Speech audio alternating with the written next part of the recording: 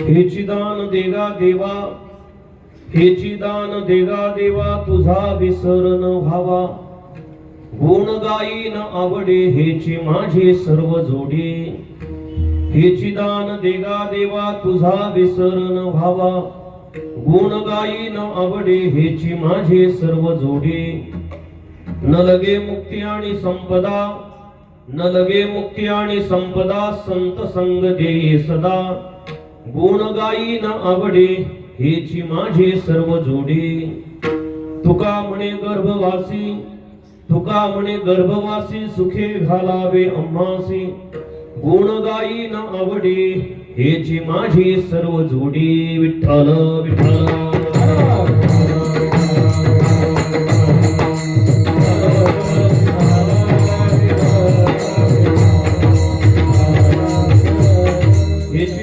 देगा देवा, तुझा विसर न व्हावा. गुण गायीन आवडे हेची माझी सर्व जोडी. प्रस्तुत प्राप्त स्थळी प्राप्त प्रसंगी कीर्तन रूपी चिंतनासाठी निवडलेला अभंग. स्थिर उभा स्टँड खालचं पण मागे पुढे खडीच्या पुढे मागे असं. विठ्ठल विठ्ठल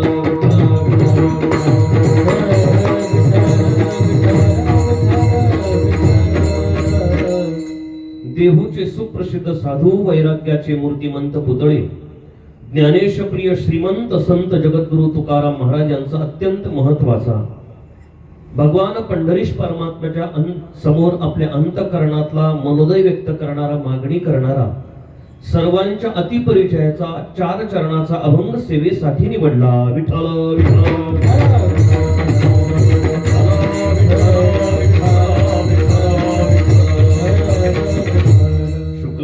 ब्रह्म विचार सार परमां, आद्यां जगत व्यापिनी, विना पुस्तक धारिणी मभयदां, जाड्यांधकारपहं, हस्ते स्फाटिक मालिकां विदधतीं, पद्मासने संस्थितां, वंदे तां परमेश्वरीं भगवतीं, बुद्धिप्रदां शारदां.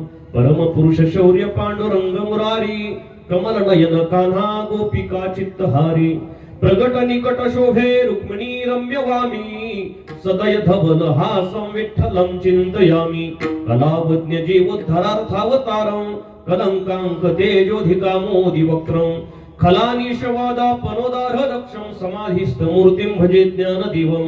नमो सद्गुरु तुकया ज्ञानदीपा, नमो सद्गुरु सच्चिदानंद रूपा, नमो सद्गुरु भक्त कल्याण मूर्ते, नमो सद्गुरु भास्करा पूर्ण कीर्ती. अज्ञानतिमिरान्धस्य ज्ञानाञ्जन शलाकया चक्षुरुन्मीलितं येन तस्मै श्री गुरवे नमः. कायमाजी वाणी मानिक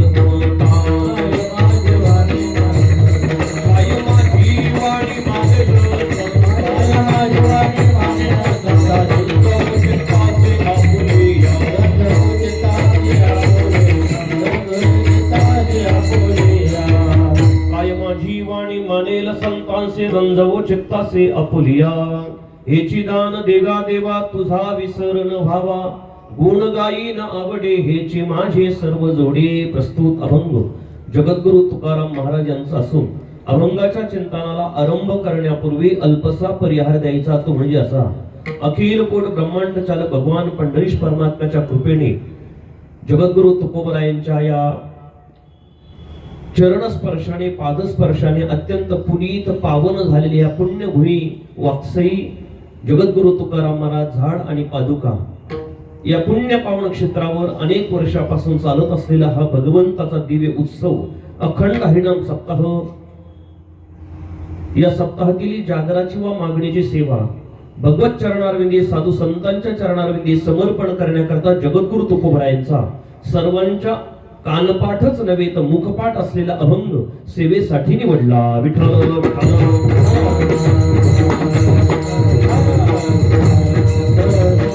सुंदर असा परिसर आहे की प्रत्यक्ष जगद्गुरु तुकोबरायांचं वास्तव्य या ठिकाणी झालेलं आहे. आपण खरोखर भाग्यवान मंडळी आहात की तुकोबरायांच्या अगोदर जन्माला येऊन गेलेले तेवढे भाग्यवान नाही की जेवढे आपण भाग्यवान आहोत. की आपल्याला तुकोबरायांची गाथा मिळाली, तुकोबरायांची बीज उत्सव आपल्याला साजरा करण्याकरता भाग्य मिळतंय आणि तुकोबरायांची या पवित्र स्थळामध्ये आपल्याला आणि भगवत साधना करण्याकरता योग येतोय. खरोखर आपण तुकोबरायांच्या नंतर आलो म्हणून भाग्यवान आहोत. असा अत्यंत आनंदाचा सोहळा या ठिकाणी जगद्गुरु तुकाराम महाराज आणि झाड पादुका हे ट्रस्ट असेल, ट्रस्ट मंडळाच्या मार्फत मला आणि कमिटीच्या मार्फत या ठिकाणी बोलवलं गेलं, निमंत्रण दिलं गेलं. त्या निमित्ताने ही सेवा करण्याचा योग, तुमच्या दर्शनाचा योग आला. तसं तर मागे 2-3 वेळेस या ठिकाणी सेवा झाली आहे. एकदा वैकुंठ गमनाची सेवा आपण केली आणि 1-2 वेळेस सेवा करण्याचा योग आला. पुन्हा जगद्गुरु तुकोबरायांचं मनोगत असेल किंवा माझं काहीतरी पुण्य असेल, पुन्हा मला सेवेचा योग आला. विठ्ठल विठ्ठल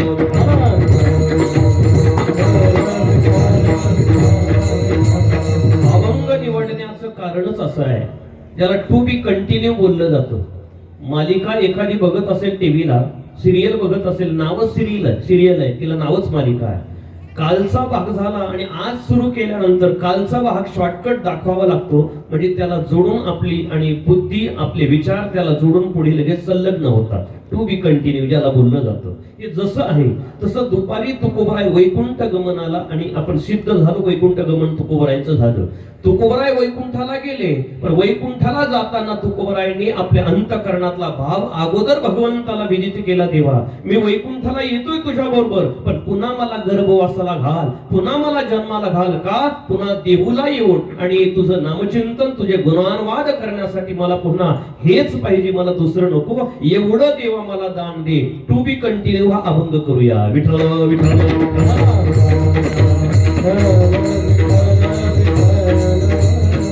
पहिलं मनुष्य म्हटलं की त्याचा विचाराचा, त्याच्या संपत्तीचा, त्याच्या वेळेचा, त्याच्या मानसिकतेचा ग्रास करण्यासाठी पावलोपावली आपल्याला साधनं आणि माणसं बघायला मिळतात. प्रत्येक माणसाला वाटतं आपण जे करतोय त्या कार्यामध्ये यशस्वी व्हावं, सुखरूप आपल्याला त्या कार्यामध्ये यश प्राप्त व्हावं. पण माणसाला कुणीतरी अडचण करतं, कुणाच्या तरी अडचण येते आणि त्याकरता माणसाचा वेळ जातो, वेळेचा अपव्यय, आपल्या संपत्तीचा अपव्यय होतो, आपल्या शारीरिक आणि अवस्थेचा अपव्यय होतो. अशा बऱ्याच गोष्टी जगामध्ये बघायला मिळतात. एक सुभाषितकाराने श्लोक सांगितला की ह्या गोष्टी माणसाचा अपव्यय करतात, माणसाचा लचका तोडण्यासाठी रात्रंदिवस आणि प्रयत्न करतायत. त्यामध्ये शास्त्रकार 5-6 गोष्टी सांगतायत. ऋणी रोगी दास कृतो नीच पुत्र गत छत्रहा. शास्त्रकार सांगतात, ऋण घेणारा व्यक्ती जो कर्ज घेतो, ती बँक असेल, तो सावकार असेल, त्याचा कायम ग्रास करत असतो, त्याला त्रास्त करत असतो. ज्याने कर्ज घेतलं आणि कर्जाचं घेऊन फक्त खाल्लं, तो कधी सुखाने झोपू शकला असं एकही उदाहरण आपल्याला सापडणार नाही. कारण ज्याचं कर्ज घेतलं त्याचं मीटर, चक्रव्याज, दंडव्याज, अंकव्याज, तंकव्याज चालू होतं आणि माणसाला त्याची मानसिकता ढळते, त्याचं समाधान, त्याचं स्वास्थ्य बिघडतंय. याकरता ऋण जो घेतो तो ऋणी व्यक्ती असतो. ऋणी व्यक्ती कायम जगाचा, बँकेचा ग्रास असतो. विठ्ठल विठ्ठल बोललं जातं, माणसाने शक्यतो कर्ज घेऊच नाही. घ्यायचं असेल इन्व्हेस्ट करण्यासाठी, घ्यायचं असेल गरजेसाठी तर घ्या, पण घेत असताना कमीत कमी कर्ज घ्यावं, कमीत कमी ऋण करावं. जेवढं कमी आपल्याला कर्ज घेता येईल तेवढं कमी कर्ज घ्यावं. एक तर कर्जाचं खाऊच नाही. का? काही माणसं फक्त कर्जाचं खातात. एका शास्त्रकाराने एका श्लोकामध्ये सांगितलंय, नास्तिकवादाचा श्लोक आहे. तो म्हणे, महाराज तुम्ही काय खाता? म्हटलं काय, भाजी भाकरी वारकरी मंडळी खातात. म्हणे महाराज आपण तसं नाही करत, आपण दररोज गावरान तूप खातोय. म्हटलं अरे गावरान तूप खाण्यासाठी पैसे कोण देतो? तो म्हणे महाराज पैशाची काय गरज आहे, दुकानदार बसलेत ना, बरेच दुकान आहे, उधार देतात आपल्याला. म्हटलं उधार देतात, पण उधारी मागत असताना म्हणजे करायचं काय नाही. या दुकानात आपण महिनाभर खातं करायचं, उधारी द्यायचीच नाही, उधार माल घ्यायचा. तो पैसे मागू लागला का दुसरं दुकान उघडच आहे आपल्याला. म्हणजे मग सर्वच दुकानदार आल्यानंतर काय करणार? त्याने सांगितलं सोपं आहे, अरे बाबा खावं, मस्त मजा करावी आणि प्राण गेला दुकानदार का आपल्या मागे येणार का तिरडीवर दे माझी आणि उधारी.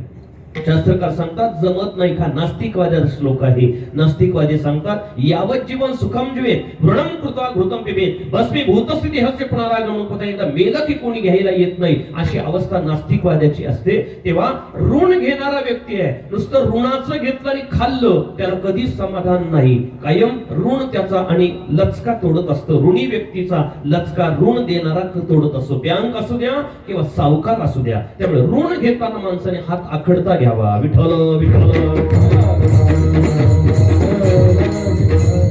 एक मॅनेजर भेटले, बसल्यानंतर विचारलं कोणत्या बँकेचे मॅनेजर, त्यांनी सांगितलं भूविकास बँक.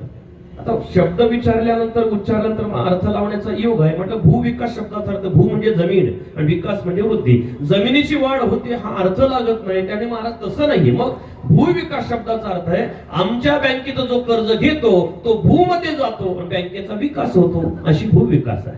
म्हणजे कर्ज घेतलेला व्यक्ती तो दुसऱ्याचा ग्रास असतो. म्हणून दोन गोष्टी करताना माणसाने हात आखडता घ्या, हृदयावर कोरून ठेवा. कर्ज घेताना हात आखडता घ्या आणि पाप करताना हात आखडता घ्या. विठ्ठल विठ्ठल. जगामध्ये या दोनच गोष्टी अशा आहेत त्यांना आपल्याला सरळ देता येत नाही. मुद्दलाला मुद्दल द्यायची आणि अजून सोय नाही. आपल्याला इंटरेस्ट भरावाच लागतो, व्याज द्यावंच लागतं. दोन गोष्टी आहेत. कर्जाचं व्याज द्यावं लागतं आणि पापाचं व्याज द्यावं लागतं. पुण्याचं व्याज होत नाही, पुण्य आहे तसंच राहतं, पण पापाचं व्याज होतं. म्हणून कर्ज घेताना आणि पाप करताना विचार करा की आपण हे न केलेलं बरं. कर्ज आणि पाप व्याजाचं फेडावं लागतं. पाप कसं व्याजाचं फेडावं लागतं आपल्याला प्रमाण सर्वांना पाठ आहे. हो, पूर्वजन्मी पाप केले ते बहु विस्तारिले. बहु विस्तारिले याचा अर्थ व्याजाचं फेडावं लागलं. विठ्ठल विठ्ठल. ऋणी रोगी, रोग ज्याला झाला, आजार झाला, तर जवळजवळ आपल्या भारत देशामध्ये इतर रोग कमी आहे, मानसिक रोगी कमी आहे, पण डायबिटीजच्या बाबतीत आपण टॉप लेवलला गेलेले दिसतो. कुणाला विचारा, जवळजवळ 100 पैकी 90 जण सांगता महाराज डॉक्टरने सांगितले थोडी शुगर आता आहे, काठावरच आहे. शुगर का? सर्व दुःखाची आगर ज्याची झाली आहे शुगर, असा अवस्था आहे आता. हो, शुगर झाल्यानंतर माणसाला सारखं बसू देत नाही चेनवर. या डॉक्टरकडे जा, इन्शुलिन घे, गोळ्या घे, कडू घे, अमक घे, तमक घे. का? त्याचा ग्रास केला जातो, शारीरिक ग्रास आणि मानसिक ग्रास, अशा दोन गोष्टी आहे. थोडक्यात ऋणी रोगी दास कृतो.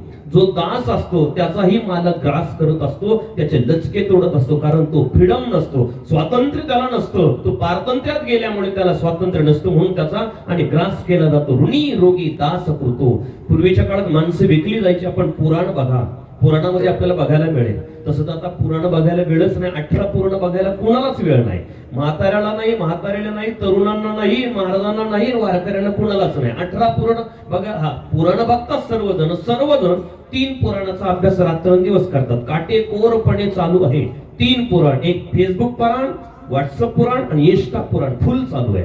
पण 18 पुराणाकडे सर्वांचं दुर्लक्ष आहे. विठ्ठल विठ्ठल. पुराणामध्ये आपल्याला बघायला मिळेल राजा हरिश्चंद्राने स्वतःला विकलं आणि डोंबाच्या घरी स्मशानाचे राखण करण्याकरता राहू लागला. पूर्वी माणसे विकली जायचे, दास विकला जातो. त्याची पत्नी तारामती आणि रोहिदास स्वतःला विकला आणि ब्राह्मणाच्या घरी आणि गोसेवा करण्यासाठी राहू लागली. का? पूर्वी माणसं विकली जायचे. दास कृतो. जो दास असतो त्याचा जग ग्रास करत असतो.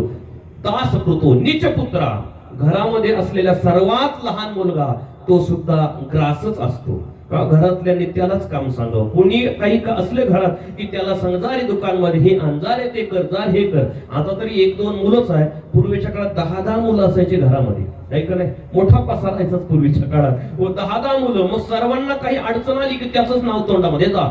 बर, घरातल्यांनी काम सांगावं एवढं नाही, शेजारचे त्याच नाव घेतात, त्यालाच काम सांगतात. तो म्हणतात घरातले सांगतात, इतरांना सांगत नाही, शेजारचे मला सांगतात. एवढंच नाही, पाहुणे आले तेही त्याच नाव घेऊन काम सांगतात.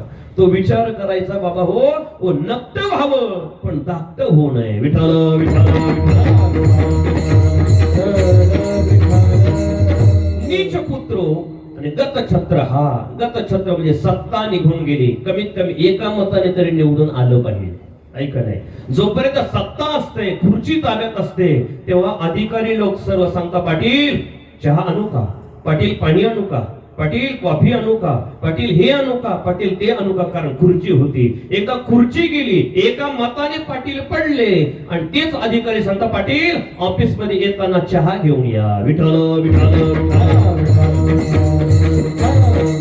का त्याचा ग्रास केला जातो. छत्र गेलं की त्याचा ग्रास केला जातो. या गोष्टी माणसाचा ग्रास करतात. मानसिकता असेल, शारीरिक स्वास्थ्य असेल ते बिघडवत असतात आणि शेवटी सांगितलं जीवनामध्ये आपला काळ ग्रास करत असतो. घडी घडी काळ वाट याची पाहे, ओ पाहे पा कवडा पसरला चवडा, करुणिया माझी वडा आकारू गज. तो ग्रास घेत असतो काळ. प्रत्येकाला गिळण्यासाठी आलेला काळ आहे. सर्वांना काळाने किळलाय. पण जगाच्या पाठीवर असा एक महात्मा होऊन गेला, असं एक व्यक्तिमत्व होऊन गेलं, त्याने काळाच्या माथ्यावर पाय दिला आणि भगवान परमात्म्यावर वैकुंठाला गेला. विठ्ठल विठ्ठल गेला तो विमानी बैसोनिया.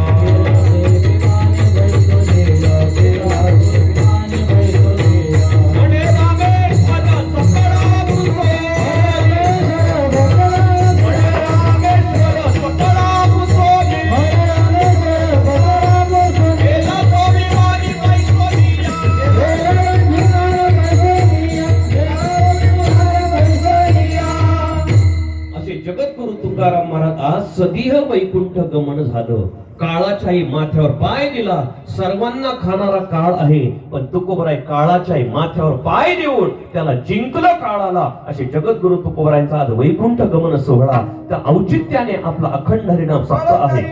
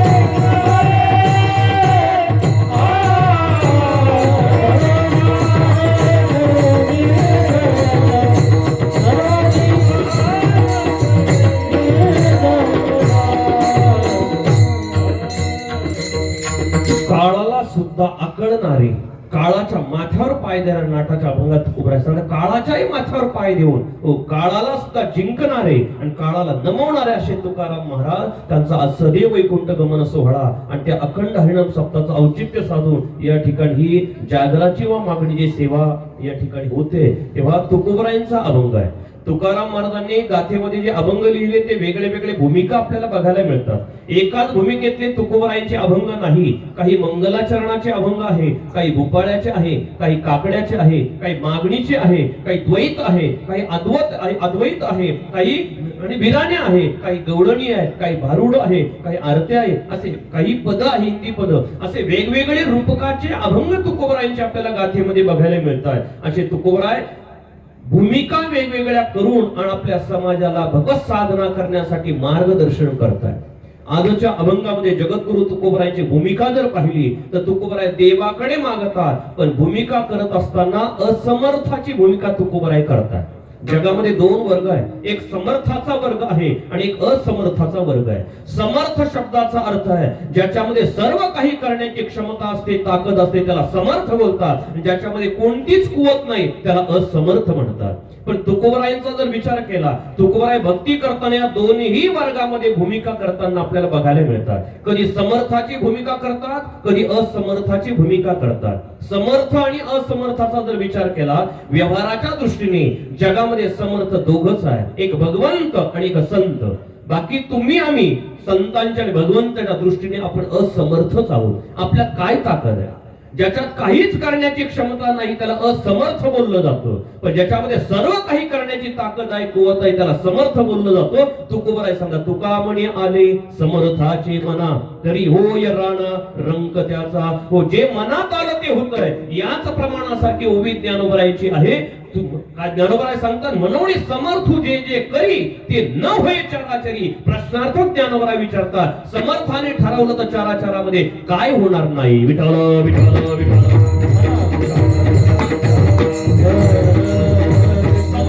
संत आहे. समर्थ शब्दाचा अर्थ संत आणि भगवंत. पण महाराज समर्थ म्हणजे काय? समर्थ शब्दाचा वेगळा अर्थ ज्यांचं चिंतन केल्यानंतर ज्यांचं स्मरण केल्यानंतर असमर्थाच्या जीवनामध्ये कधी अपयश येत नाही. ज्यांचं चिंतन वा स्मरण केल्यानंतर असमर्थाच्या जीवनामध्ये यश प्राप्त होतं त्यांना समर्थ बोललं जातं. ज्यांच्या जीवनात कधी अपयश शिवलंच नाही त्यांना समर्थ बोललं जातं. आमचे गुरुवर्य वैकुंठवासी विठ्ठल महाराज घुले पाठामध्ये शिकवत असताना सतत सांगायचे की ज्यांच्या जीवनामध्ये कधी अपयश आलं नाही त्यांना समर्थ बोला. मग कोण समर्थ आहे? ज्यांच्या जीवनात अपयश आलं नाही ते भगवान परमात्मा. ऐका यशस्वी औदार्य ज्ञान वैराग्य ऐश्वर्य हे साही गुणवर्य वसुदेजेत मनोनितो भगवंतु. सर्व गुण ज्याच्याकडे आहे कर्तुम अकर्तुम अन्यथा कर्तुम शक्ती ज्याच्याकडे आहे त्याला भगवंत बोललं जातं. असा परमात्मा समर्थ आहे. त्या भगवंताला समर्थ म्हणण्याचं कारण आहे का ऐसा तो समर्थ ब्रह्मांडाचा धनी वर्म हे जाणून शरण आलो. भगवान परमात्मा समर्थ आहे का? यशाची देवता आहे. यत्र योगेश्वर कृष्ण यत्र पार्थो धनुर्धरः तत्र श्री विजयो भूतीर ध्रुवा नीतीर मतीर मम. भगवान यशाची देवता आहे आणि संत हे समर्थ आहे. यशाची देवता आहे का? त्यांचं चिंतन केलं तर यश प्राप्त होतो. जय जय वो शुद्धे उदारे प्रसिद्धे किंवा जय जय देव निर्मळ निज जनाखिल मंगळ जन्म जरा जलद जाळ प्रभंजन. जय जय देवैक रूप अतिकृत कंदर्प सर्पदर्प भक्त भाव भुवन दीप पापाप. भगवान परमात्मा आणि संत हे समर्थ आहे. विठ्ठल विठ्ठल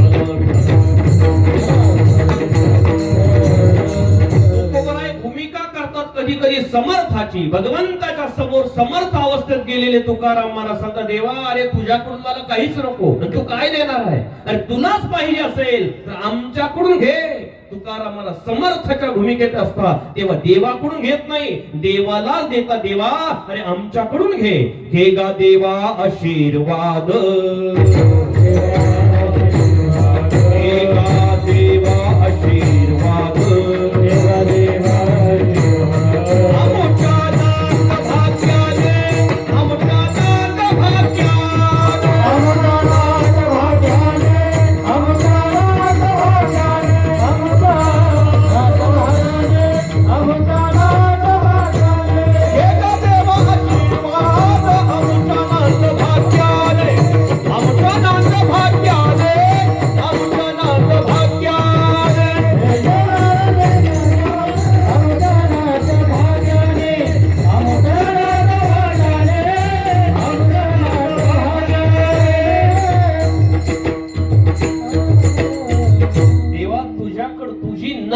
दसोडी अरे तुझ्याकडून आम्हाला नको आहे. तुला पाहिजे असेल तर आमच्या आशीर्वादाने सुखाने नान. हे समर्थ वर्गातली भूमिका करणारे तुकाराम महाराज आहे. पण आजच्या अभंगामध्ये तुकोबराय समर्थाची भूमिका न करता असमर्थ वर्गाची भूमिका करताय. आज तुकोबराय देवाच्या समोर उभे राहिले आणि असमर्थ वर्गातला मी आहे असं व्यक्त करू लागले. तुकाराम महाराज देवाच्या पुढे मागू लागले. वास्तविक पाहिलं तुकोबरायांचा स्वभाव जर विचारात घेतला तर तुकोबरायांना मागणं आवडत नाही. आपण गाथेचे चिंतन करा. तुकोबरायांना मागणं आवडत नाही. तुकोबराय मागत नाही आणि तुकोबरायांना मागणारा सुद्धा आवडत नाही. मागणारा तुम्ही मी आपण असेल यात काय विशेष आहे? जगाचा मालक भगवान परमात्मा मागू लागला तरी तुकोबराय त्याला धिक्कारतात. तुकोबराय सांगतात देवा अरे तू मागायला गेला तुझ्या जीवनाला धिक्कार आहे. विठ्ठल विठ्ठल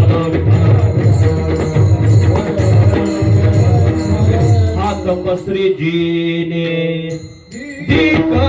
त्याचे हात पसरे जेने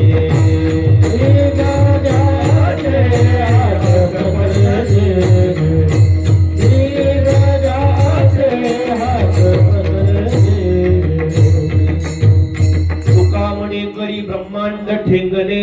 बळीच्या दारामध्ये वामन अवतार घेऊन मागायला गेलेला देव आहे तुकोबराय त्याला सुद्धा धिक्कारता. देवा तू देव असेल पण तुझ्या जीवनाला धिक्कार आहे. मागणारा तुकोबारायांना आवडत नाही. मागणं हा तुकोबारायांचा स्वभाव नाही. अशी न मागणारे तुकोबाराय मग आज या अभंगामध्ये देवाकडे कसे मागतात. विठ्ठल विठ्ठल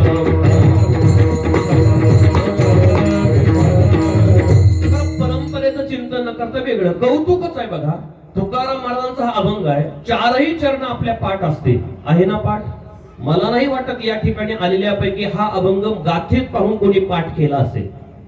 आणि जो म्हणत असे की मी हा अभंग गाथेमध्ये पाहून पाठ केला त्याला इथे ठेवूच नका, इराणला जाऊ द्या. सध्या बरं चाललंय तिकडे. विठ्ठल विठ्ठल अत्यंत सोपा कायम कानपाठ असलेला अत्यंत सोपा हा जगद्गुरु तुकोबारायांचा अभंग आहे. त्या तुकाराम महाराज या अभंगामध्ये मागत आहे, पण नक्की कुणाकडे मागतात याचा नामनिर्देश प्रत्यक्ष आलेला नाही. लक्षपूर्वक ऐका. 4ही चरणाचं चिंतन करा. मी पूर्वार्ध बोलतो, आपण सर्वांनी उत्तरार्ध बोला. आणि देवाचं प्रत्यक्ष नाव आलं असेल तेव्हा आपण वर बोट करा. बोला. हे चिदान देगा देवा तुझा गुण गायेन आवडे, न लगे मुक्ती आणि संपदा. बोला ना, माहिती चालू आहे ना. गुण गायेन आवडे तुका म्हणे गर्भवासी, गुण गायेन आवडे. आले 4ही चरण आपण बोललो. 4ही चरणाचं चिंतन करा. प्रत्यक्ष कोणत्या देवाचं नाव आलेलं नाही. मग हे तुकोबाराय भगवान पांडुरंगाकडेच मागतात. हे कशावरून? विठ्ठल विठ्ठल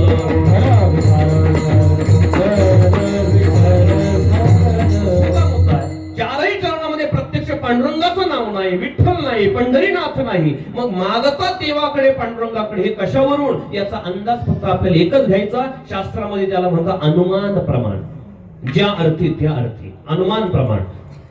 लोणावळ्याला वाकसाईला पाऊस आणि अजिबात वातावरण नाही, पाऊसच झाला नाही, पण आपल्या वाकसाईच्या नदीला पूर आलाय असं जेव्हा वाटतंय तेव्हा समजावं कुठेतरी वरती उगमस्थानी चांगला पाऊस झालाय. ज्या अर्थी त्या अर्थी अनुमान प्रमाण. ज्या अर्थी त्या डोंगरावर धूर दिसतोय त्या अर्थी तिथे काय असावा? काय असावा? बोला. अग्नी असावा. का? यत्र यत्र धूमः तत्र तत्र वह्नी. ज्या अर्थी धूर आहे त्या अर्थी आणि अग्नी. याच्या पुढे सांगू का? ज्या अर्थी धूर आहे त्या अर्थी अग्नी आहे, ज्या अर्थी अग्नी आहे त्या अर्थी माणूस आहे. म्हणजे कसं काय? तर पेटवायची कला अजून माणसाशिवाय इतर प्राण्यांना अजून माहितीच नाही. विठ्ठल विठ्ठल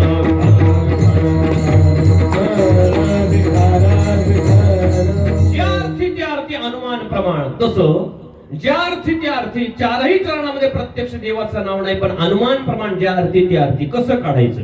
मी घरून येताना 2-3 फोटो घेऊन आलोय.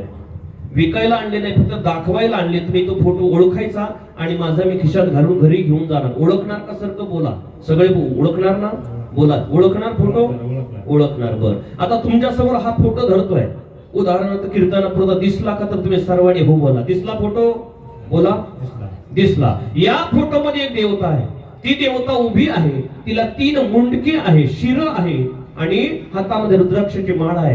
काखेला चोळी आहे, पाठीमागे गाय आहे आणि जवळ 2-3 कुत्री आहे. अशी देवता कोणती? बोला. कोणता फोटो आहे? अवधूत चिंतन श्री गुरुदेव. बोला. शक्य होईल काय? तोंडात पकडून आणलं का? कोणता फोटो आहे हा? भगवान दत्तात्रयांचा. दुसरा फोटो आपल्या समोर होतोय. त्या फोटोमध्ये देवता नंदीवर बसलेले, बैलावर. हातामध्ये त्रिशूळ डमरू आहे, गळ्यामध्ये अजगर सर्प आहे, व्याघ्रांबर लावलेला आहे, अंगाला चित्तेची राख आणि फासलेली आहे आणि डोक्यावर चंद्राचा मुकुट असून आणि गंगेची धार वाहते. असा फोटो कोणता? सांगा. भगवान शंकर, महादेव परमात्मा. फोटो सुंदर आहे. तिसरा फोटो आपल्या समोर जातो. दिसला का? बोला. दिसला. बोलायचं नाही का? हो. दिसला. दिसला का फोटो? बोला ना. हो तर बोला. दिसला. बरं. दिसला. पाठीमागे मावशीने हात वरती केला. दिसला फोटो. इकडे दिसला. दिसला. या फोटो मध्ये एक देवता आहे. ती वाघावर बसलेली आहे. पायाखाली राक्षस तोडवलेला आहे. केस मोकळे सोडलेले आहे. मळवट भरलेला आहे. नऊवारी पातळ नेसलेला आहे. हातामध्ये बांगड्या आहे आणि सर्व शस्त्र हातामध्ये घेतलेले, लाल डोळे केलेले, जीभ बाहेर काढलेली. अशी देवता कोणती? कोणती माता? कालिका माता. इकडे कालिका माता हा फोटो आहे. अजून एक पुढचा फोटो डोळ्यासमोर. दिसला का फोटो? या फोटो मध्ये एक देवता आहे. ती विटेवर समचरणाने उभी आहे. कमरेवर हात ठेवलेले आहे, नासाग्र दृष्टी आहे, पितांबर धारण केलेलं आहे, हृदयावर आणि कंठामध्ये कौस्तुभ मणी आहे, तुळशी रुद्राक्षाच्या माळा आहे, नासाग्र दृष्टी आणि डोक्यावर जो मुकुट आहे तो महादेवाच्या पिंडेसारखा आहे, वरती महादेवाची पिंड आहे. असा फोटो कोणता? बोला. भगवान पांडुरंग परमात्मा. फोटो आहे का? नाही, फोटो नाही, फक्त वर्णन केलं. यावरून ज्या अर्थी वर्णन असं आहे त्या अर्थी तो पांडुरंग परमात्मा. हे जसं आहे तसं या अभंगामध्ये वर्णन केलेलं आहे. पण ज्या अर्थी तुकाराम महाराज मागतात त्या अर्थी ते पांडुरंगाशिवाय दुसऱ्याकडे मागणार नाही, म्हणून हे पांडुरंगाकडेच मागणी आहे. विठ्ठल विठ्ठल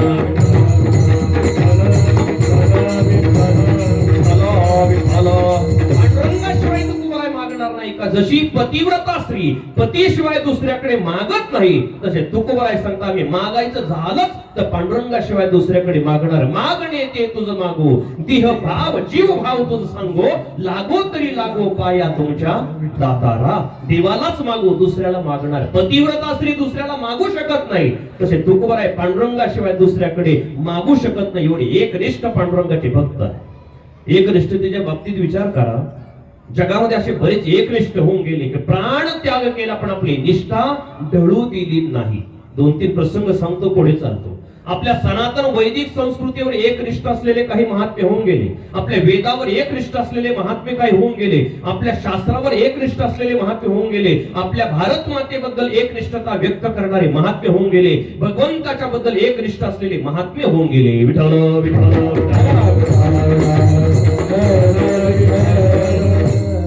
रामप्रसाद बिस्मिल ज्यांचं नाव होतं, भारत मातेचे सुपुत्र, काकोरी खटल्यामध्ये अडकले गेले, अडकवलं गेलं, त्यांना जेलमध्ये जेलची शिक्षा झाली आणि इंग्रजांनी त्यांना फासाची शिक्षा ठोठावली. फासावर द्यायचं आहे.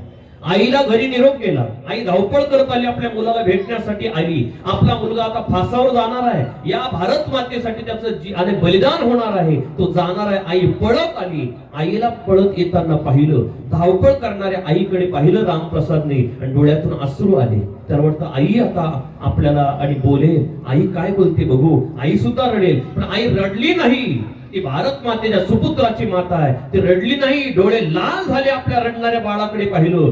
जेलमध्ये आत बाळ आहे आणि बाहेर ती आई आहे.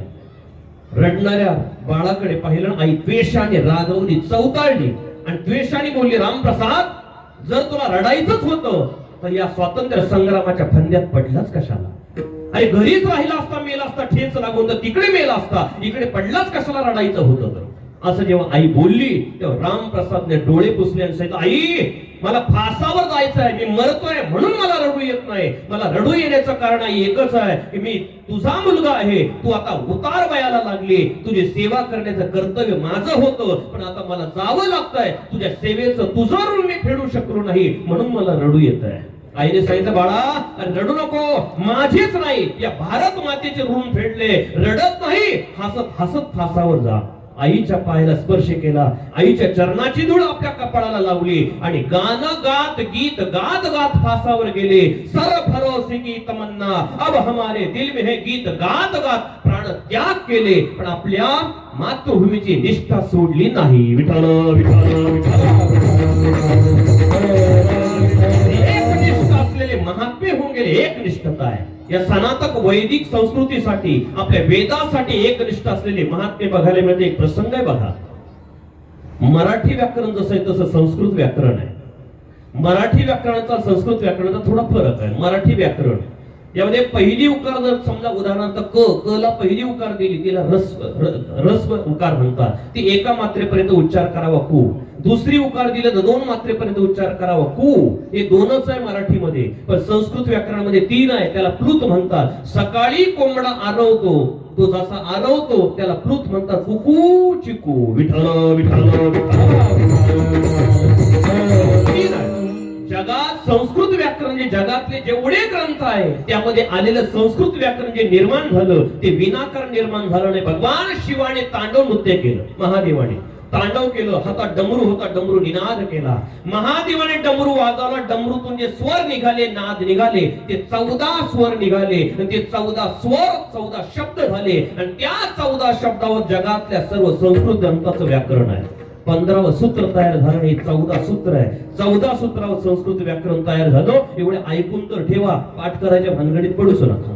उद्या काल्याच्या करताना तू विचारत एखादं सांगा आठवणी, मी 14 सांगतो, लक्ष करू काय बोला. ऐका तुम्ही. आयऊन रिलरिक एवं आय आउच हायवरट लन यमंगणनम जवय घडद जब घडद खपचटत चटतव कपय शस्त्र हल इति प्रत्याहार आणि सूत्रांनी आदी संज्ञार्थानी ही 14 सूत्र आहे. विठ्ठल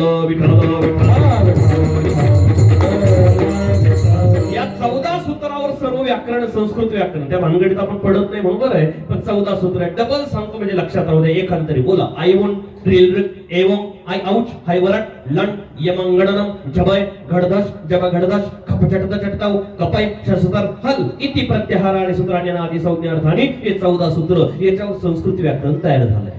15वं सूत्र नाही, 14 सूत्रावर संस्कृत व्याकरण जसं झालं. हे संस्कृत व्याकरण ज्यांनी निर्माण केलं त्या ऋषींचं नाव आहे, त्या मुनीचं नाव आहे पाणिनी. विठ्ठल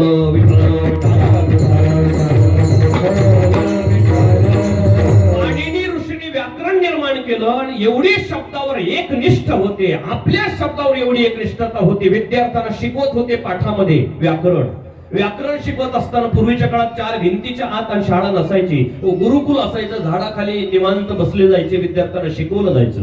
पाणिनी ऋषी व्याकरण शिकवताय, पाठ चालू आहे आणि पाठामध्ये शब्द आला व्याघ्र. काय शब्द आला? व्याघ्र शब्द पाठात आला. त्याचा अर्थ पाणिनींनी आपल्या विद्यार्थ्यांना सांगितला. बघा, जिग्रती ती व्याघ्र, हा जो वास घेतो त्याला वाघ म्हणावं. घ्राण म्हणजे वास घेतो त्याला वाघ म्हणावं. असा वाघ वास घेतो हे सूत्र सांगितलं. आणि काय योग असा की कुयोग म्हणा, खरोखर वाघ आला. वाघाची डरकाळी आली. विद्यार्थ्यांनी पाहिलं, वाघ दिसला. विद्यार्थी घाबरले. गुरुजी गुरुजी वाघ आला, वाघ आला. गुरुजी वाघ आला म्हटलं तर विद्यार्थ्यांचा वाघ गुरुजींच्या जवळ आणि घरी. विद्यार्थी सर्व आपापला आश्रय करण्याकरता पळाले. पण पाणिनी ऋषींची एवढी निष्ठा होती शब्दावर. माझा शब्द आहे, व्याघ्रती ती जिग्रती ती व्याघ्र, वाघ वासच घेतोय, हा माझी निष्ठा आहे. जाग्यावर हल्ले नाही. विद्यार्थी आवाज देतात, पाणिनी ऋषी जागेवर हल्लेच नाही. माझ्या शब्दावर एक निष्ठा आहे. वाघ जवळ आला. पाणिनी ऋषींची नरडीला पकडलं, नरडी फोडली. पण विद्यार्थ्यांना व्याकरणाचं शेवटचं सूत्र सांगायचं राहून गेलं. ते सांगितलं आणि प्राण गेला. ते शेवटचं सूत्र होतं काय होतं? एवढं सूत्र सांगितलं. व्याकरणाचं शेवटचं सूत्र आहे हे शेवटचं सूत्र सांगितलं. प्राण गेला पण शब्दावरची निष्ठा जाऊ दिली नाही. विठ्ठल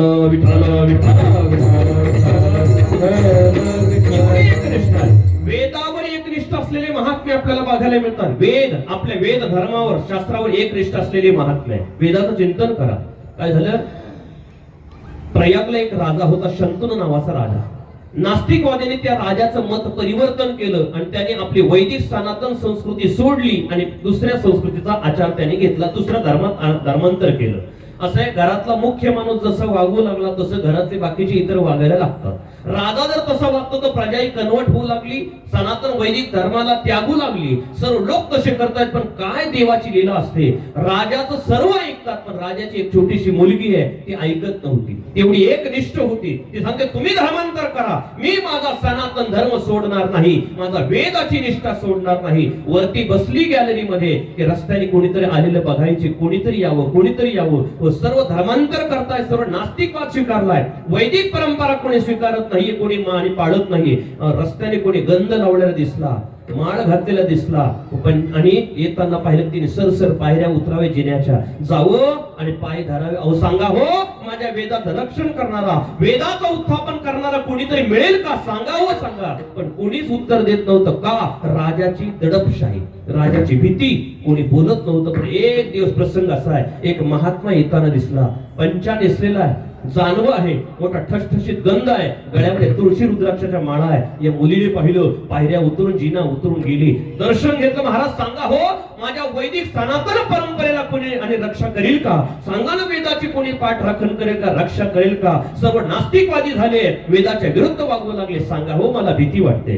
त्या साधूने सांगितलं, बाळ रडू नको, अजून हा कुमारील भट्ट जिवंत आहे.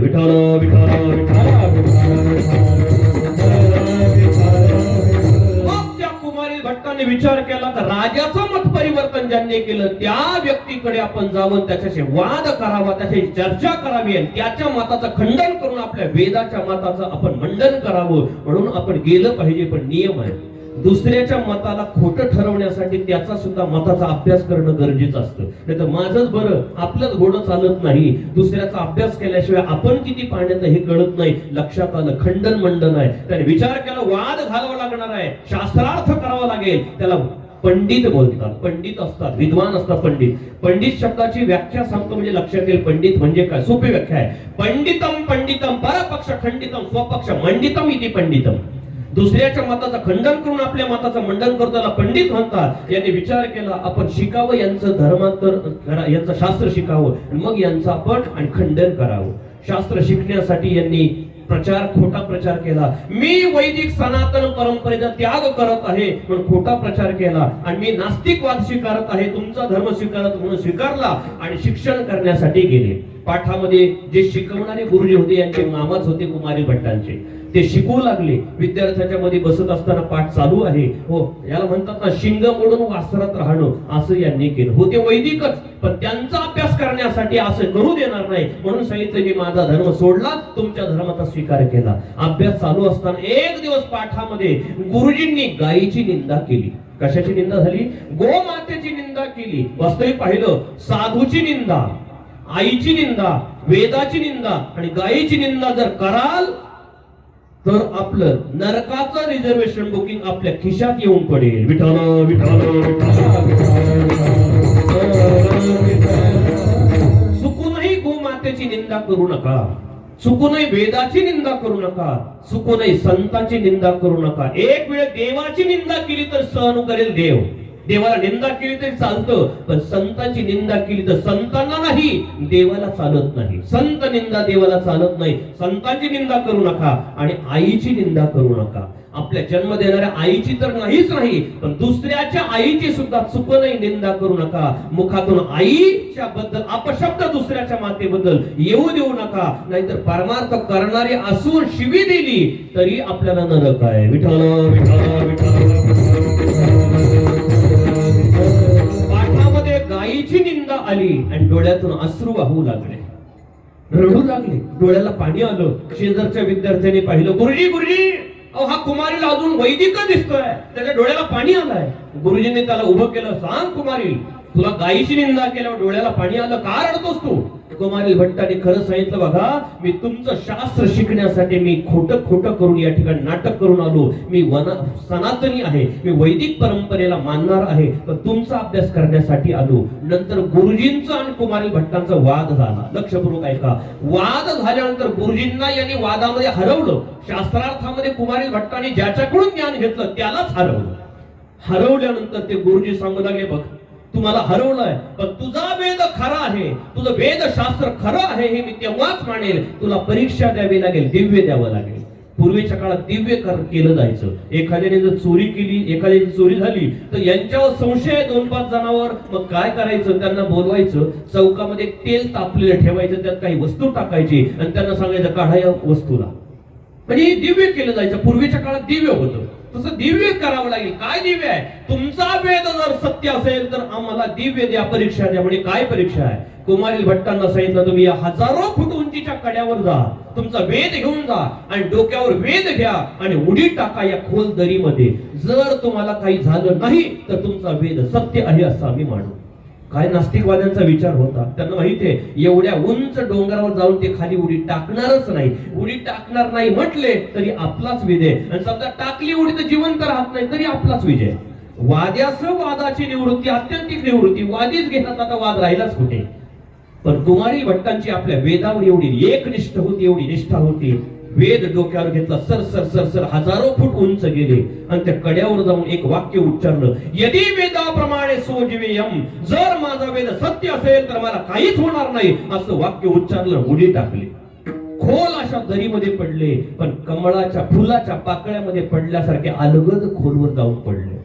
काहीच झालं नाही, क्षती नाही, फक्त डोळ्याला बारीक काडी ओरखडली आणि रक्तस्राव होऊ लागला. सर्व लोक धावत आले, चला हत्ती आणा, मिरवणूक करा, हत्तीवर मिरवणूक काढा, हत्तीवर मिरवणूक काढा, दिंडी काढा.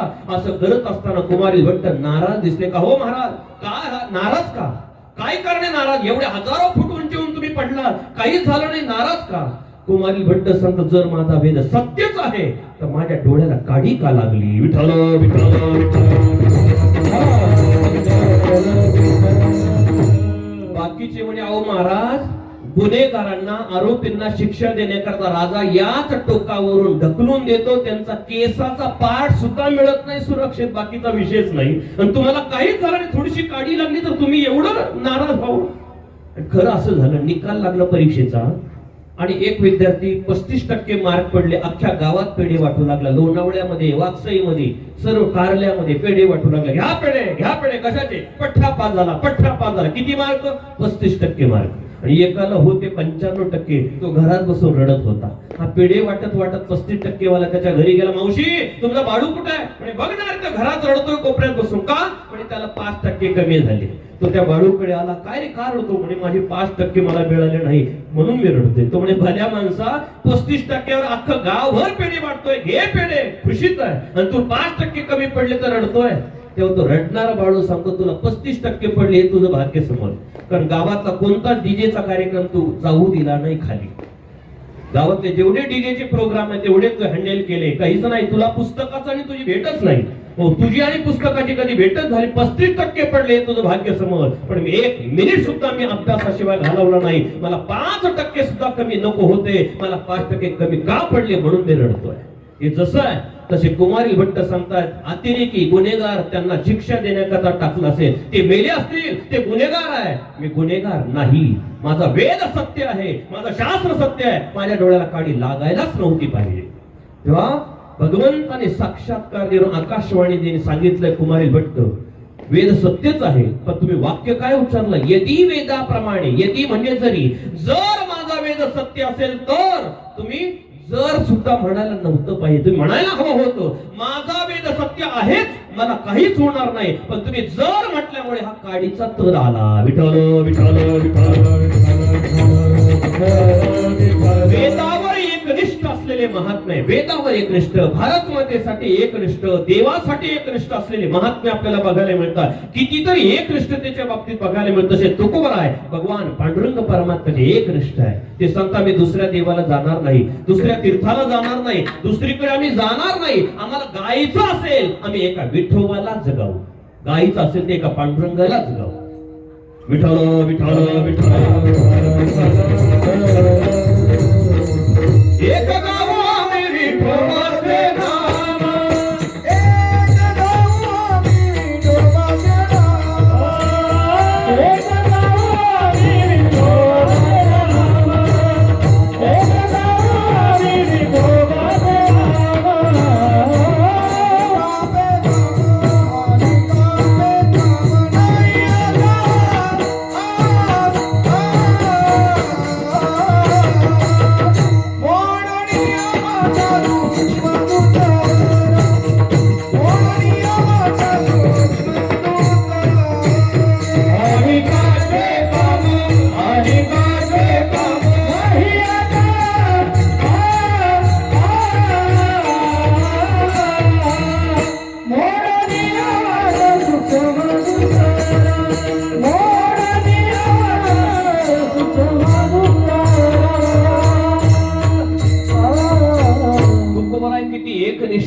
ते सांगता, आम्ही दुसऱ्या देवाचं नाव गाणार नाही. एक गावे आम्ही विठोबाचे नाम, अनेकाचे काम नाही आता. मोडोनिया वाटा सूक्ष्म दुस्तवर, केला राज्यभार चाले ऐसा. नाव सुद्धा दुसऱ्या देवाचं घेणार नाही, दुसऱ्या तीर्थाला सुद्धा जाणार नाही. आम्हाला जायचं झालं, नाचायचं झालं, दुसऱ्या देवाच्या दारात नाही, आम्ही पांडुरंगाच्या दारातच नाचू. विठ्ठल विठ्ठल आम्ही नवजोतया वाटा, आम्ही नवजोतया वाटा, आम्ही नवजोतया वाटा, आम्ही नवजोतया वाटा, आम्ही नवजोतया वाटा, आम्ही नवजोतया वाटा, आम्ही नवजोतया वाटा, आम्ही नवजोतया वाटा, आम्ही नवजोतया वाटा, नाचू पंढरी सोहटा, आम्ही नवजोतया वाटा, नाचू पंढरी सोहटा, आम्ही नवजोतया वाटा, नाचू पंढरी सोहटा, आम्ही नवजोतया वाटा,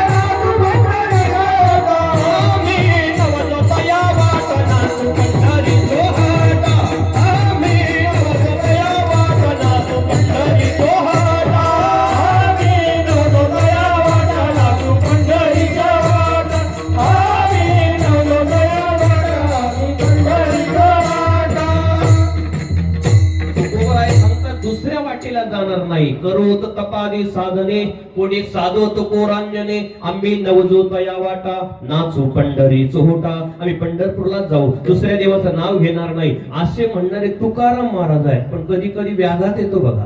ते तुकाराम महाराज सांगतात दुसऱ्या देवाला जाणार नाही, दुसऱ्या तीर्थाला जाणार नाही, आणि तेच एका ठिकाणी म्हणतात वाराणसी गया पाहिली द्वारका परिणय तुका पंढरीच्या. आता इकडे सांगता वाराणसी पाहिली, गया पाहिली, द्वारका पाहिली, इकडे म्हणतात दुसऱ्या तीर्थाला जाणार नाही पण पंढरपूरला जाईल. हे कसं काय? याला व्याघात बोलतात. म्हणजे काय? आपल्याच बोलण्याचा आपण आणि घात करणं, आपलंच बोलणं खंडन करणं, याला व्याघात म्हणतात. कसं? एक म्हटलं का रे तुझ्या वडिलांचं नाव काय? तर मला वडील म्हणजे काय? माझे वडील ब्रह्मचारी. काय बोलला? वडील ब्रह्मचारी. बस तुझी आई? माझी आई वांज आहे. समजतं का बोलणं? आई वांज आहे, वडील ब्रह्मचारी. असं बर. मग तू घरामध्ये कोणत्या राहतो? काय नाही, आपलं आकाशाचंच घर आहे. मग खातो काय? काय नाही, दुधावर आहे. कशाचं दूध पितो? जर तू असा राहतो, दूध कशाचं पितो? त्याने सांगितलं दूध मी कशाचं दूध पितो सांगू का? कासवीचं. कशाचं दूध? कासवीचं दूध पितो. आणि आजारी पडलो तर मी फक्त बुटी करतो, औषध करतो, तो पितो. कशाचं औषध आहे? म्हणजे ते सशाचं शिंग उगळतो, त्याचं औषध तयार करतो, पितो, माझा आजार जातो. विठ्ठल विठ्ठल विठ्ठल. वाक्साच्या सशाला शिंग आहे का? नाही ना. सावध आहात. याला म्हणतात आपल्याच बोलण्याचा आपण आणि खंडन करणं, याला व्याघात म्हणतात. जसं व्याघात अरे तर तुझे वडील ब्रह्मचारी तर तुझ्यात मला आला कसा? तुझी आई जर वांग आहे तो आहे कसा? त्याला व्याघात बोललं जातं. तसं तुकाराम महाराज सांगतात दुसऱ्या देवाला जाणार नाही, दुसऱ्या देवाचं नाव घेणार नाही, दुसऱ्या तीर्थाला जाणार नाही. इकडे सांगता वाराणसीला गेलो, गया पाहिली, द्वारका पाहिली. म्हणजे कसं काय? त्याचा अर्थ एकच आहे की प्रत्यक्ष तीर्थात जावं लागतं असं अजिबात नाही. ग्रंथाच्या द्वारे अभ्यास केला आणि मग पाहिली आणि मग सांगितलं पांडुरंगासारखा आणि पंढरपूर सारखं तीर्थ आणि दैवत दुसरं नाही. विठ्ठल विठ्ठल. ऐका न देखे मी कोणी तुझा ते त्रिभुवनी. सर्व पाहिले पण मला ग्रंथाच्या द्वारे कळलं असं एकनिष्ठ असलेले तुकाराम महाराज दुसऱ्या देवाकडे मागणार नाही. आज एकनिष्ठ असलेले तुकोबाराय देवाकडे पांडुरंगाकडे मागतात, हे बरोबर आहे. पण महाराज तुकोबारायचा तुम्ही स्वभाव सांगितला, त्यांना मागण्याला आवडत नाही, मागणारा आवडत नाही. तर मागतात कसं? त्याचं एकच कारण आहे. तुम्ही आम्ही सामान्य जीव देवाच्या समोर गेल्यानंतर आपण देवाकडे काय मागावं? आपण मागून फसू नये, मागून आपला उद्धार व्हावा असं मागावं. हे आपल्याला कळण्यासाठी औपचारिक रीतीने तुकोबाराय मागण्याचं ज्ञान आपल्याला व्हावं म्हणून अभंगाच्या पहिल्या चरणात दान देगा देवा, दान देगा देवा, दान देगा देवा, दान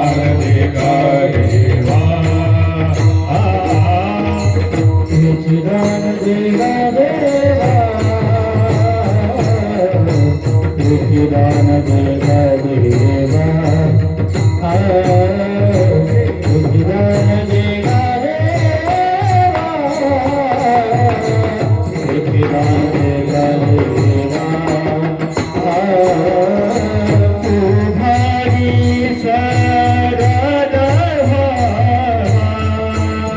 तुम्हारी शरण भावा, तुम्हारी शरण भावा, तुम्हारी शरण भावा, तुम्हारी शरण भावा,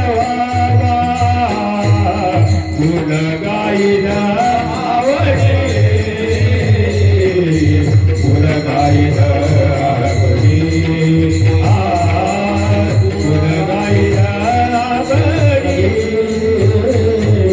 गुण गाईन आवडे.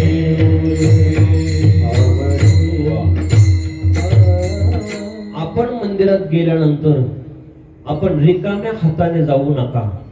तर आपण कोणाचं तरी बोट धरूनच मंदिरात जा. नातू जसा आजोबाचं आजीचं बोट धरून जातो तसं आपण सुद्धा कोणाचं तरी बोट धरून जा. मग कोणाचं बोट धरायचं? काही नाही. तुकोबाराय ज्ञानोबाराय सांगतात तुम्ही मंदिरात जायचं असेल, मंदिरात जाण्याचा फायदा तेव्हाच होईल जेव्हा तुम्ही संतांचं बोट धरून आत जाल. ज्ञानोबा आहे, तुकोबा आहे, नामदेव महाराज आधी करून संतांचा बोट धरून जर देवा पुढे गेलो तर आपण संसाराच्या संबंधाने मागणार नाही, उद्धाराच्या संबंधाने मागितल्याशिवाय राहणार नाही.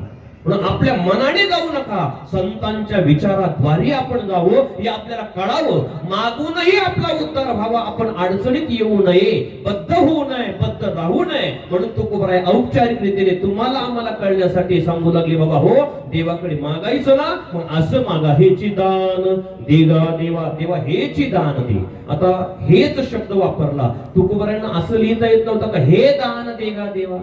स शब्द का वापरला? विठ्ठल विठ्ठल व्याकरणाच्या दृष्टीने च हा अन्याची व्यावृत्ती करतो. तेच पाहिजे, काय ते पाहिजे नाही, तेच पाहिजे, त्याच्या व्यतिरिक्त दुसरा नाही, तोच. जसाच हेच शब्द का वापरला त्याचं कारण आहे. तुकोबराय हेच म्हणण्याचा अधिकार तुकोबरायांना कसा प्राप्त झाला? तुकोबरायांचे एक प्रमाण आहे. देवाला मागण्यासाठी तुकोबराय गेले तेव्हा देव देऊ लागला. तुकोबराय सांगा, देव हे घे तुकोबराय, देव हे ते घ्या तुकोबराय, ते घ्या. तुकाराम मला सांग, देवा आम्हाला ते नकोय, आम्हाला हेच पाहिजे. विठ्ठल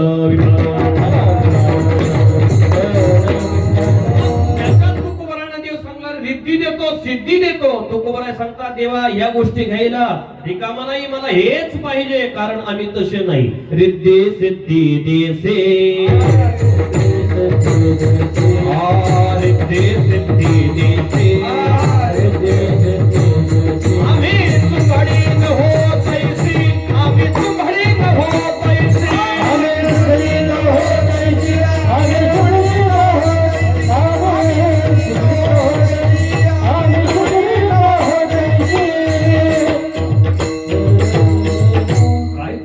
शब्द आहे. रिद्धी सिद्धी देसी, आम्ही चुंबडी न हो तैशी. चुंबडी शब्दाचा अर्थ येतो का? डोक्यावर घेतात ती चुंबड नाही. काय तुकोबरायांचे शब्द आहे? चुंबडी म्हणजे बघा, आता चुंबडी शब्दाचं चिंतन आहे. एका माणसाचा विवाह होऊन त्याला 50-60 वर्ष झाले आणि त्याला लग्न झालं, एक मुलगाही झाला. तो मुलगा जवळजवळ 30 वर्षाचा मुलगा झाला. मुलगा मोठा झाला, मुलगा चांगला झाला. पण योग असा, त्या माणसाला मुलगा झाला पण त्याचं बाहेर एका स्त्रीवर आणि प्रेम होतं. त्या स्त्रीपासून त्याला पुन्हा एक मुलगा झालेला. दोघा मुलांच्या आणि वयामध्ये अंतर 2-3 वर्षाचं. आणि हा थकला. हा थकल्यानंतर ग्रामस्थ मंडळी गावातले आली आणि सांगू लागले, पाटील आम्ही तुमच्याकडे आलोय. म्हणे काय? हो, हा मुलगा तुमचाच आहे, ज्याला म्हणतात औरस पुत्र, हा तुमचा आहे. लग्न झालेल्या स्त्रीपासून झालेला हा औरस आहे, तुमचा आहे. आणि जो बाहेरचा आहे, तुमचं प्रेम होतं त्या स्त्रीवर, तिच्याबरोबर तुमचा संबंध होता, तुम्ही आणि पत्नी म्हणून तिला आणि ठेवलंय बाहेर, तेव्हा तुम्हालाही तिच्यापासून मुलगा झाला, हा तुमचाच आहे, कारण नाव तुमचं दिले दाखल्यावर. मग एक काम करा, आता वाटणी करताना त्या मुलाला जगण्यासाठी 10-5 एकर द्या, कारण तुमच्याकडे 25 एकर आहे ना, मग जगण्यासाठी त्याला 2-5 एकर द्या, तोही तुमचाच मुलगा आहे. हा अंतरानं पडलेला पाटील सांगतो, ग्रामस्थांना काळजी काय करता? अहो तसं नाही, मी त्यालाही अर्धे देणार, त्याला 12 एकर देणार, याला 12 एकर देणार, दोघांना देणार, कारण दोन्ही माझेच. जरी तो बाहेर राहतो म्हणून काय झालं, माझाच मुलगा आहे ना, त्याला 12 देणार, याला 12 देणार. बरं वाटलं यांना. आणि खरोखर जेव्हा वाटणी व्हायची वेळ आली तेव्हा जी हायवेला लागून 12 एकर होती प्लॉटिंगची जमीन, गुंठेवारी जाणारी जमीन, स्क्वेअर फूटवर विकली जाणारी जमीन, ती सर्व औरस पुत्राला दिली. आणि ज्याच्यावर आयुष्यभर कष्ट केले पण कुसळ सुद्धा उगवणार नाही असा 12 एकर डोंगर खडक माळ फक्त त्या मुलाला देऊ लागल्यानंतर दोघं तिघं सांगू लागले, अहो असं नका करू, हो त्याला 2-3 एखादा एकर तरी रस्त्याच्या कडेला द्या ना, मंदिराच्या जवळ वाकसाईच्या तो कथा कीर्तन जाईल, द्यावं थोडंफार, तो तुमचाच मुलगा आहे, हो द्या त्याला. असं बोलल्यानंतर तो औरस पुत्र सांगू लागला, काय बोलताय? ही घ्या ती घ्या, मी अजिबात ती घेणार नाही. मी काय असं आहे का? मी हीच घेणार. मी काय चुंबडीचा आहे का? मी औरस आहे, मी हीच घेणार. म्हणजे मी चुंबडीचा म्हणजे बाहेर खाली स्त्रीचा नाहीये, मी धर्मपत्नीचा मुलगा आहे, माझा अधिकार आहे, मी हीच जमीन घेणार. हे जसं आहे तसं तुकोबराय सांगा, देवा आम्ही चुंबडीचे नाहीये. रिद्धी घे, सिद्धी घे, योग घे, आम्ही हेच घेणार, कारण आम्ही चुंबडीचे नाहीये, आम्ही सेवा केली एका जन्माची नाहीये. माझ्या वडिलांचे मिरासिगा देवा, तुझी चरण सेवा पांडुरंगा. तर फुकट नाही, उपासा पारणे राखीला दारवंटा, केला भोगवटा आम्हा लागे. कष्ट केले, उपास केले, पारणे केले, परंपरेने विश्वंभर बाबापासून तुझी सेवा करत आलो, आणि तू म्हणतो हे घे, जमणार नाही, हेच दान पाहिजे. विठ्ठल हेच दान देगा देवा. कोणतं दान देव? तुझा विसर न व्हावा, तुझा विसर होऊ नये, हेच दान दे. विठोबा रघुमाये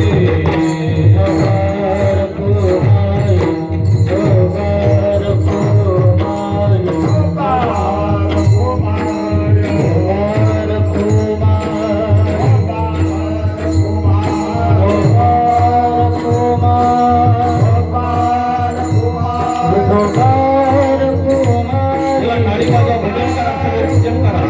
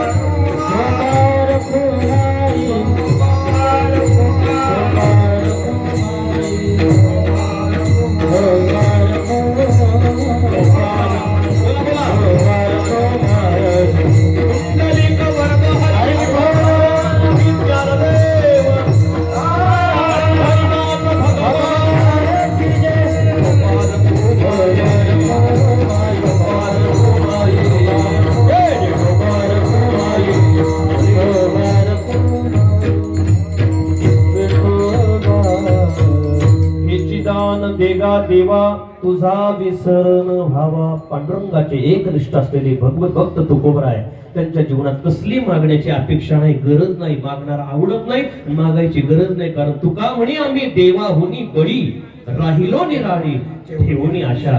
देवापेक्षा बलवान असलेले Tukaram Maharaj to be lot of कसली जीवनामध्ये कमतरता नाही, पुष्कळ सर्व क्षेत्रामध्ये सर्व मिळालेलं आहे आम्हाला. आम्ही वैतीही त्रिभुवनी आम्ही वैभवाचे धनी म्हणणारे तुकाराम महाराज त्यांना कसली अपेक्षा नाही, पण तरी का मागतात त्याचं कारण तुम्ही आणि सामान्य जीवाचा उद्धार व्हावा. भगवंताकडे मागण्यासाठी गेल्यानंतर काय मागावं, त्या मागणीतून आपला उद्धार व्हावा, आपल्याला सफलता मिळावी, आपली मागणी निरर्थक जाऊ नये म्हणून आपल्याला औपचारिक रीतीने मार्गदर्शन करण्यासाठी आलेले तुकोबराय मागून आपल्याला हे आणि या ठिकाणी एक भूमिका बजावताय की देवाच्या पुढे गेल्यानंतर काय मागावं. तुकोबराय मागून सांगता हेची दान देगा देवा हेच दान दे. चकारात्मक हेच दान दे.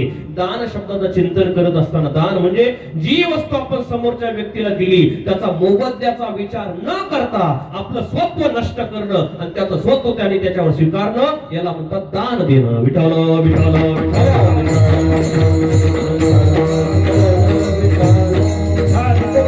देवा मला हेच दान दे. हेची दान देगा देवा.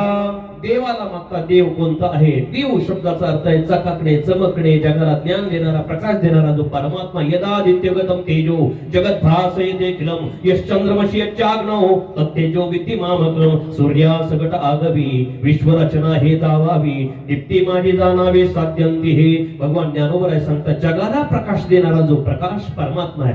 तुम्हाला आम्हाला अंधारात जर वाही वाचायचं असेल तर प्रकाशाची गरज आहे, पर प्रकाशित आपल्याला घ्यावा लागतो. पण देवाला प्रकाश करण्याची गरज आहे. स्वयं प्रकाशमान परमात्मा आहे, त्याच्यामुळे जगत प्रकाशित होतं. असा प्रकाश भगवान परमात्मा आहे. त्या देवाकडे तुकोबराय मागत आहे हेची दान देगा देवा. कोणतं दान आहे. तुझा विसरण व्हावा. आता देवाचा विसर होऊ नये. विसराचं चिंतन का. देवा तुझा विसर होऊ नये देवाकडे मागण्याचं कारण असं आहे हो विसर आणि आठव ज्याने होतो त्याला अंतःकरण वा मन म्हणतात. या मनाचा स्वभाव असा आहे आणि ते भरपूर भरलेलं आहे. मनामध्ये काय काय आहे, काय काय आहे म्हणण्यापेक्षा मनामध्ये काय काय नाही हे विचारा, मग काय काय आहे हे समजेल. कारण मनामध्ये सर्व आहे पण हे मन अत्यंत चंचल आहे. इति चंचल आहे. चंचलम ही मन कृष्ण प्रमाती बलवदृढम तस्याहम निग्रम मन्ये वायुरिव सुदुष्करम. असं चंचल मन आहे, एका जागेवर थांबत नाही. त्याने ठरवलं आता अमेरिकेत जायचं आणि कुठे बॉम्ब पडला बघायचं, किती तास लागणार जायला. लगेचच मनाचा चंचल स्वभाव आहे. मन हे चंचल आहे. जिकडे जायचं तिकडे जात नाही, जिकडे जाऊ नको म्हटलं तिकडे गेल्याशिवाय राहत नाही. विठ्ठल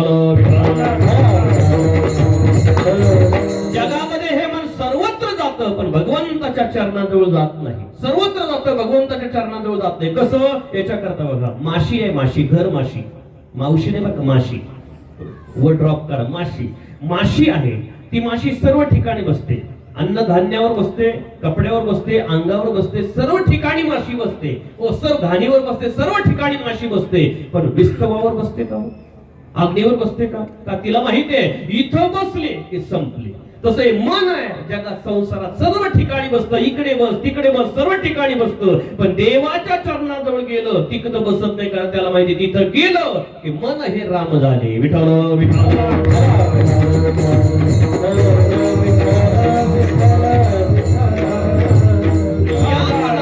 चंचल असं मन आहे. कविता होती बघा बहिणाबाईंची, मन वढाय वढाय जसं पिकातलं ढोर, किती हाकला हाकला फिरी येत पिकावर. असं चंचल मन आहे. जाय म्हटलं तिकडे जात नाही, जाऊ नको म्हटल्याशिवाय खेळल्याशिवाय राहत नाही.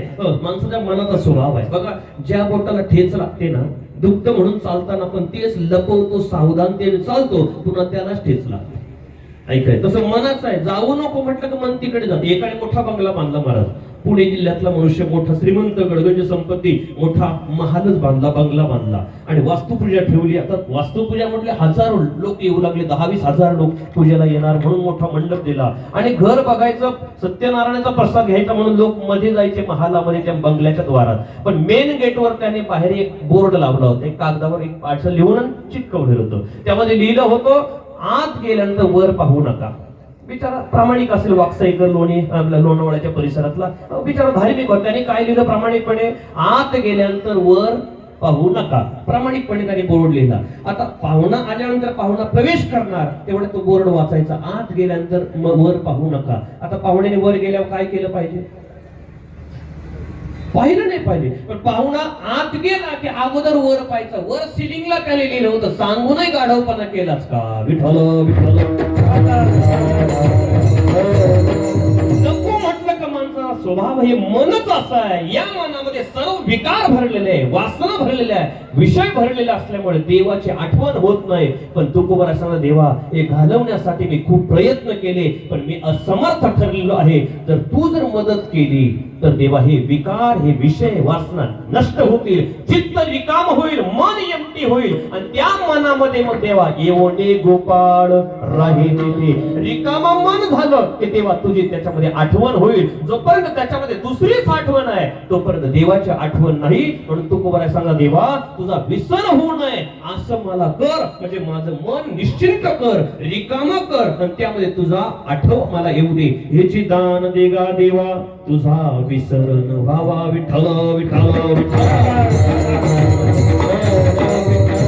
मग भगवान सांगतात तुकोबराय, बस काय एवढंच, काय करणार? रिकाम मन केलं, माझा विसर नाही होऊ दिला, तुम्हाला काय आठवण झाल्यावर काय करणार? भगवान सांगतात, देवा तुझं गुणानुवाद मी करील, पण आवडीने तुझे गुण गाईल.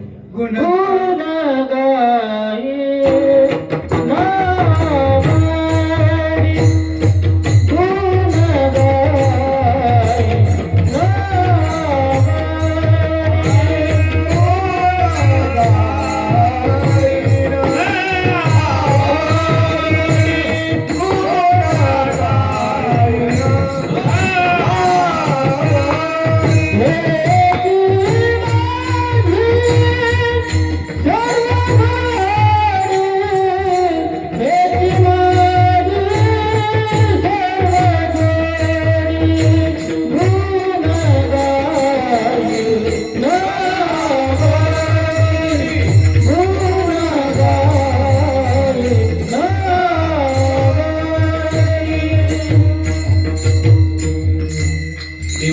मी तुझे गुणानुवाद गाईन. वाणी गुणानुकथने श्रवणो कथायाम. देवा तुझे गुण गुण गाईन. पुढे काय शब्द आहे? आवडी. आपण गुण गात नाही का? गातो, पण आवडीने गातो का? आपण सवडीने गातो. देवा तुझे गुण गाईन. आवडीने गाणं आणि गरजेने गाणं यात फरक आहे. एकाला म्हटलं का रे, ज्ञानोबरांच्या सोहळ्यामध्ये तो येत होता, 5 वर्ष मला आता येत नाही. पण महाराज झाले 5 सोहळे.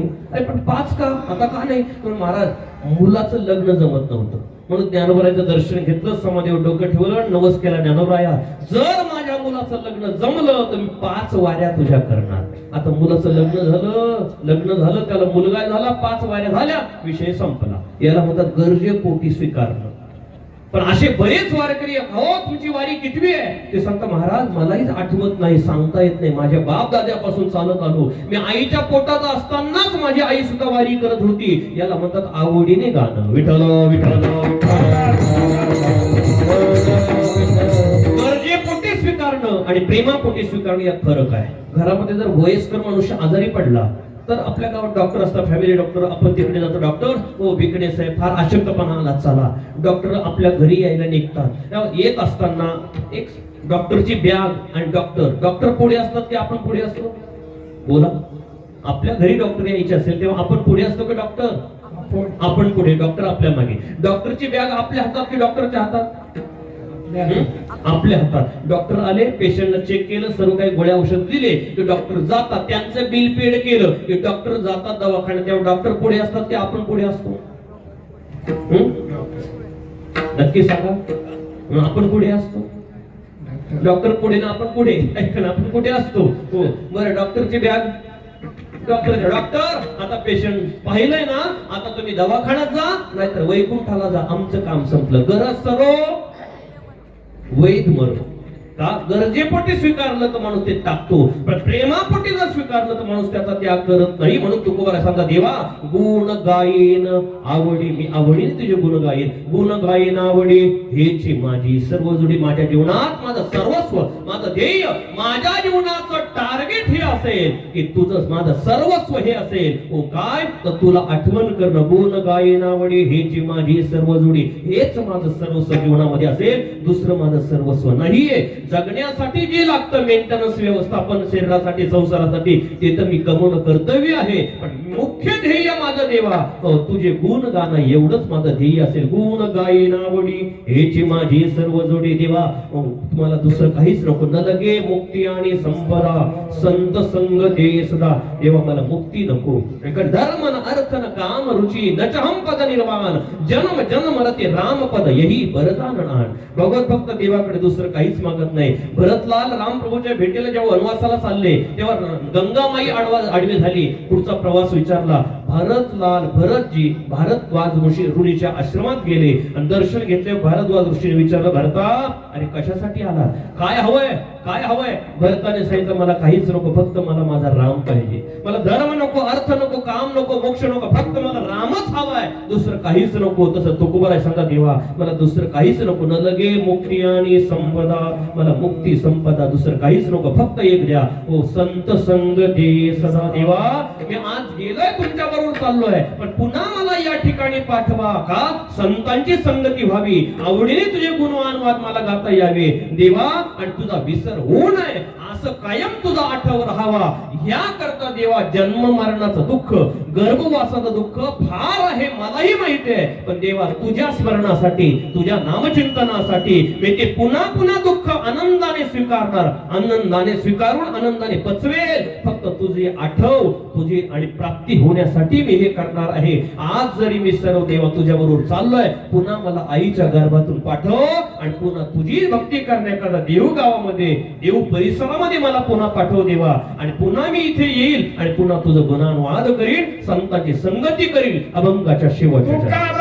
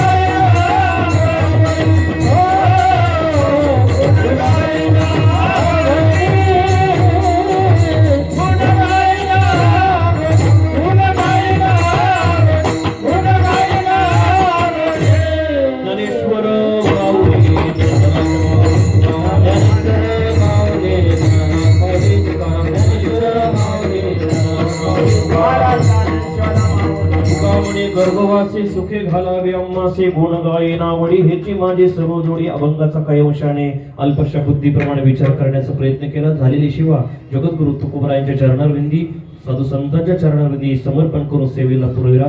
वाकसाई जगद्गुरु तुकाराम मला झाड पादुका आहे या ठिकाणी असलेल्या कमिटीने मला निमंत्रण दिलं. आदरणीय जोशी काकांच्या मार्फत या ठिकाणी फोन आला आणि संपर्क झाला आणि सेवा करण्याचा योग आला. सर्व खूप सुंदर असं वातावरण, फेटे बांधून आणि वारकरी वेशामध्ये सर्व कथा कीर्तन एवढ्या शिस्तीमध्ये बसणं खूप सुंदर समाधान वाटतंय महाराज. तेव्हा एवढ्या दूर आल्यानंतर आल्याचा शीन वाटत नाही. ऐका नाही, एवढा सुंदर भाग गेला शीन गेला अशी अवस्था निर्माण झाली. सर्वांचं दर्शन झालं. प्रभू चरणे सेवा समर्पण. विठ्ठल जय जय विठ्ठल जय जय विठ्ठल.